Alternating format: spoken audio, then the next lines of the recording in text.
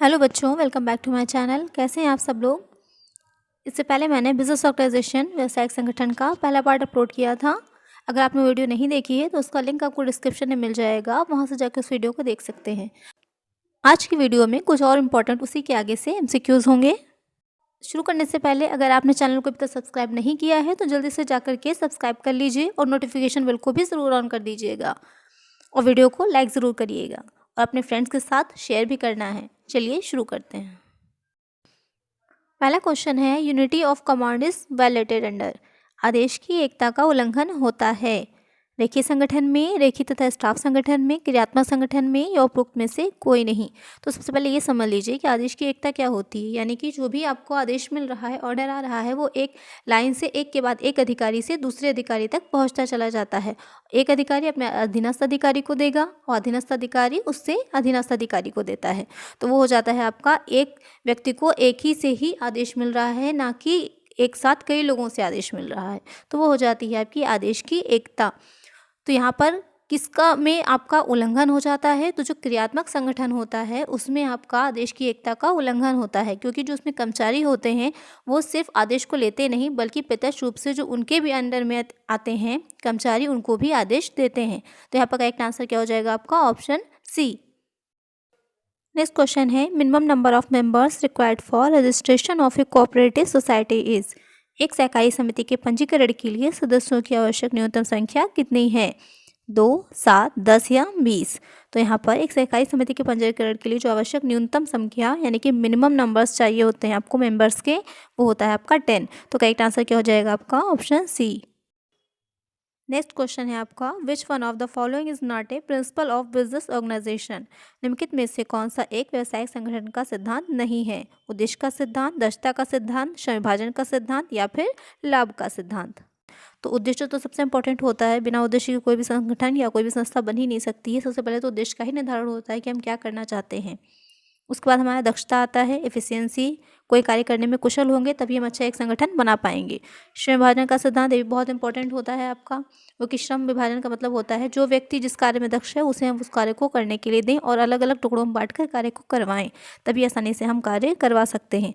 Fourth आपका आता है लाभ का सिद्धांत। तो इसमें जो आपका सिद्धांत नहीं होगा वो होगा लाभ का सिद्धांत। तो राइट आंसर क्या होगा आपका ऑप्शन डी। नेक्स्ट क्वेश्चन है आपका, Taylor's famous book entitled the principles of scientific management was published in the year.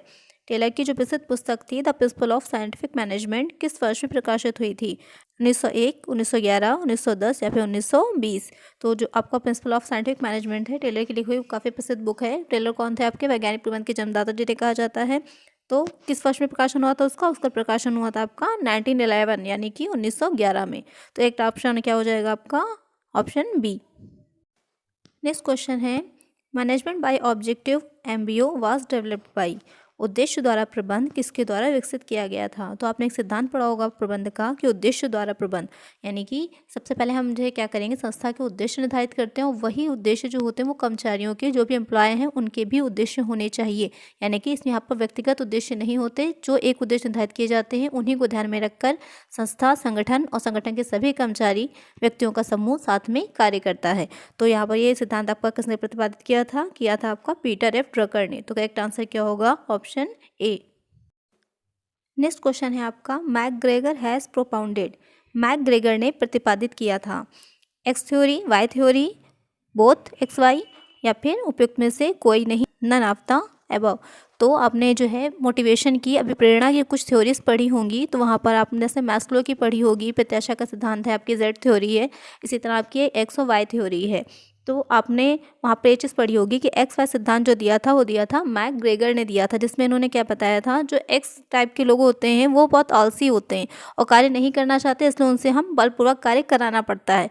और जो वाई थ्योरी उन्होंने दी थी उसमें बताया था कि मनुष्य जो होता है, व्यक्ति क्या होता है, स्वयं ही अभिप्रेरित होता है, मोटिवेटेड होता है, उससे हम नई नई जिम्मेदारियां देते हैं और वो उन जिम्मेदारियों को अच्छे से निभाता है। तो ये सिद्धांत आपका किसने दिया था, मैकग्रेगर ने दिया था। तो करेक्ट आंसर क्या होगा आपका ऑप्शन सी। वैसे आपकी बिजनेस ऑर्गेनाइजेशन काफ़ी इजी है, अगर आप इसको अच्छे से पढ़ लें और अच्छे से आपको सारी थ्योरीज समझ में आ जाएं तो बहुत इजी होती है। अगर आप चाहते हैं कि मैं चैप्टर वाइज इसको अलग से पढ़ाऊँ तो उसके लिए मुझे कमेंट करिएगा, तो उसकी चैप्टर वाइज वीडियो भी आपको मिलेंगी। अगर वीडियो अच्छी लग रही हो तो प्लीज़ लाइक ज़रूर करिएगा। चलिए नेक्स्ट आगे बढ़ते हैं। हार्थोन एक्सपेरिमेंट वाज कंडक्टेड बाय। हार्थोन परीक्षण किसके द्वारा किया गया था?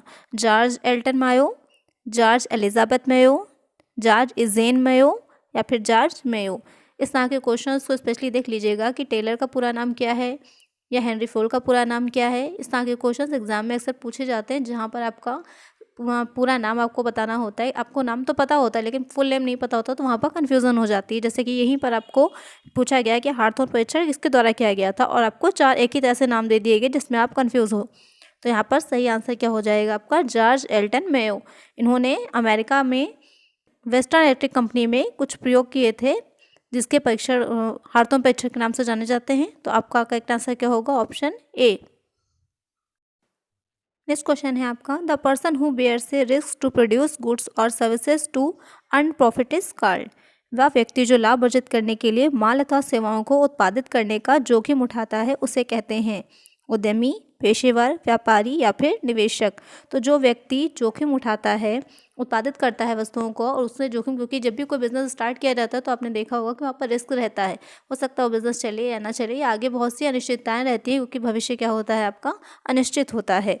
तो यहाँ पर लाभ अर्जित करने वाला व्यक्ति कौन होगा? जो कि रिस्क भी उठा रहा है, वो होता है आपका उद्यमी, एंटरप्रेन्योर।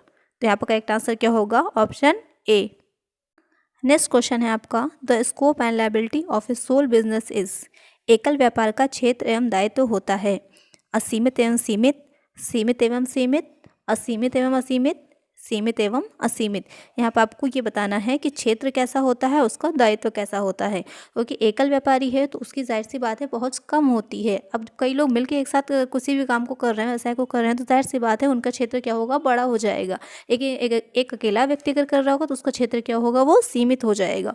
और रही बात दायित्व की, तो जो भी दायित्व होता है उसका अकेले का ही होगा, तो वो क्या हो जाएगा? असीमित होगा दायित्व। तो यहाँ पर उसका क्षेत्र सीमित होगा और दायित्व असीमित होगा। तो करेक्ट आंसर क्या हो जाएगा? Option D. नेक्स्ट क्वेश्चन है आपका, maximum number of partners in firm found by businesses. Banking व्यापार द्वारा निर्मित फर्म में साझेदारों की अधिकतम संख्या होती है 50, 20, 10 या फिर असीमित, अनलिमिटेड। तो यहाँ पर जो बैंकिंग व्यापार होता है उसमें जो आपके साझेदार होते हैं उनकी संख्या होती है मैक्सिमम 10 यानी कि 10। ऑप्शन आपका करेक्ट जो होगा वो होगा ऑप्शन सी।